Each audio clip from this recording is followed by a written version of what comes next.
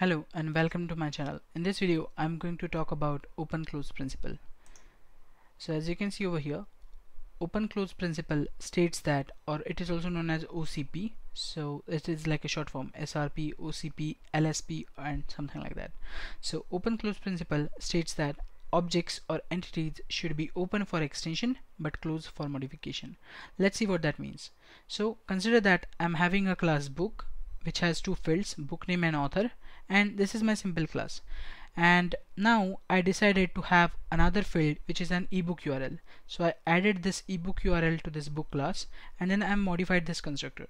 But this violates the open close principle, which states that objects or entities, in this case this book object, should be open for extension but closed for modification. So this book class is, I'm modifying it. Okay, so this should not be modified like this. Okay, that's what the open close principle says. So instead of modifying it like this, we will see the refactor code, but just to give you a brief overview of what we are doing here, or for what we're trying to achieve here, is that let's say this is my utility class.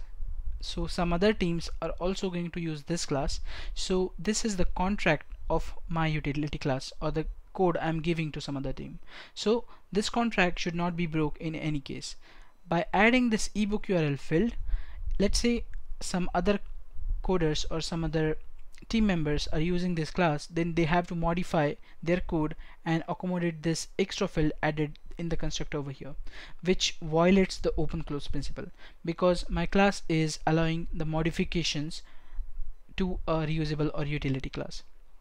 So open close principle really goes beyond that, but we have to check for the contracts as well. So we have to make sure that no one can modify the functionality that is existing earlier. But for this demonstration, I'm not going to go with the complex examples. I will stick to this point.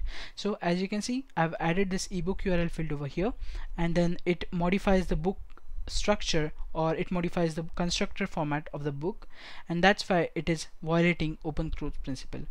How I can refactor this is like this. So my book class will be remain as it is like earlier, and then I will have another class which is ebook, which extends this book class. So whatever the properties that book class have, ebook also has those properties, but along with that, ebook has one more field which is the ebook URL, and we can have another class for that. So book class allows the extension, and we are not modifying the book class. So this is a closed class, and whenever we required some other books, like which has the properties of book name and author but some more functionality to it, then we can have another classes that extends the book class. So this is what the open close principle is. In the next lecture, we are going to talk about Liskov substitution principle.